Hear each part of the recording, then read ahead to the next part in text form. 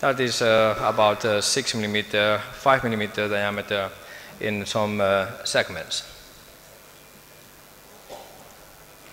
That is how it's looking. There are some kind of anatomical remarks. This is quite narrow iliac artery in the left side, also calcified access from the left side in the sternal iliac.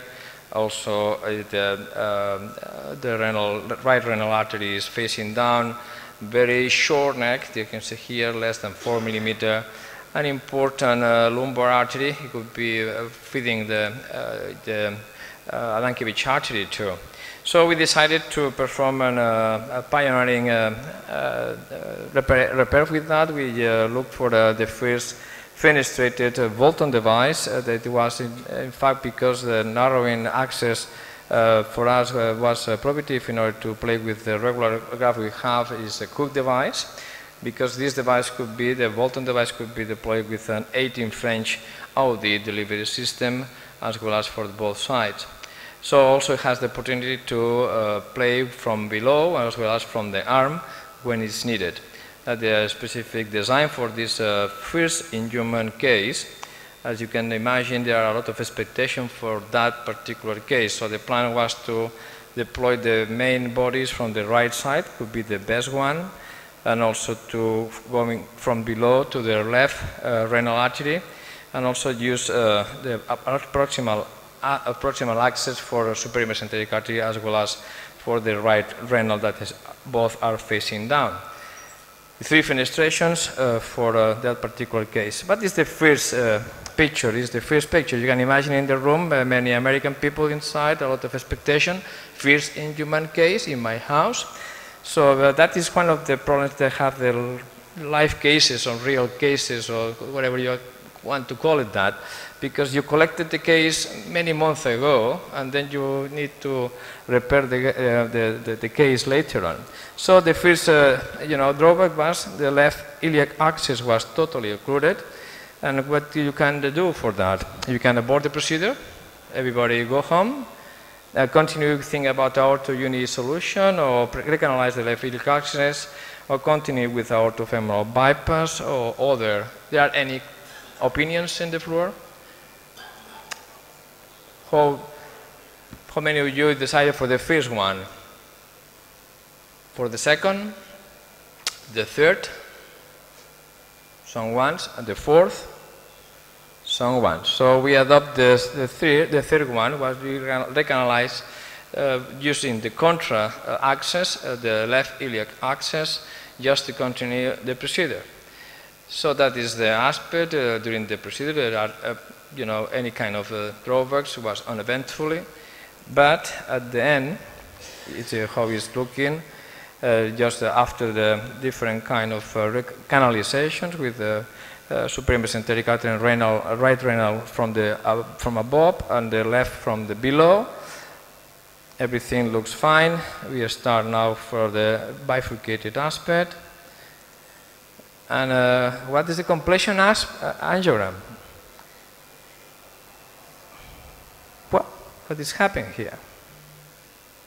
Seems to be endoleak. It was very narrow anatomy. You remember the lumen was very narrow, but below, just at the level of the aortic bifurcation, there is something strange there, with a huge collateral. It's a hemorrhoidal, the media sacra. What happened here? This is a type 1 endoleak. Type 2 is a control limb is deployed between the fen and component, the bifurcated component. It's a type 3 endoleak, fabric defect. Control limb is deployed into the hip system for the first, second, 2, 3, for the third,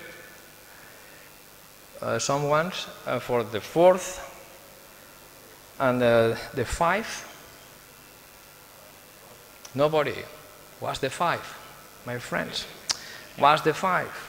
Everything looks very nicely, but we deployed all the left side totally, so it was totally almost impossible to capture the ipsy side because we finalized the ipsy side before to start the cannulation of the contra gate.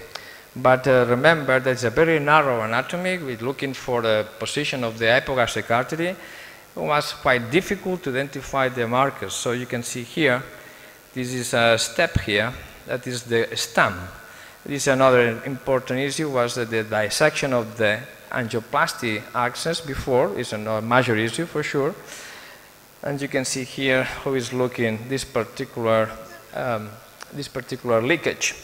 So we confirm this particular leakage using that particular, you can see here, and also here it's much better.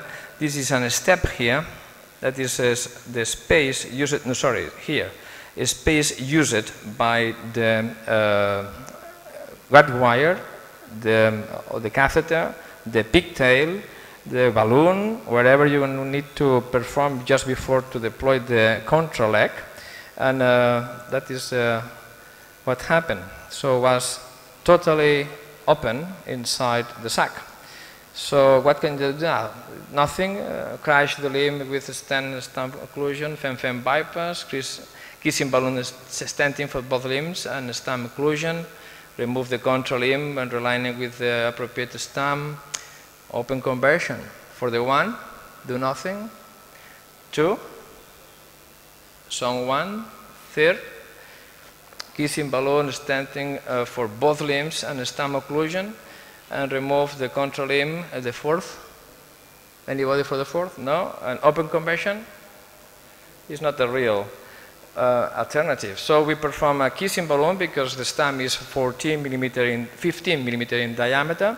So we apply two 8 by 36 and 855 expandable stents, and a platter plug 2 in order to occlude the particular stem. That is a 30-day angiogram without any kind of complication. And the patient is still doing well with the stem occluded by the plug and two legs in the same stem, due to the fact it's quite wide, it's 15 millimeter in diameter. So this is 1 year follow-up. It's the same, and the sac reduction is quite appealing, and nothing else remarkable can be sent to you. So explore the patient before the procedure, be prepared for unexpected, unpredicted findings, don't accept unsatisfactory final completion angiogram. Easy case doesn't exist, especially when it's in first in human case. Thank you very much for attention. If you have any questions, you can ask me.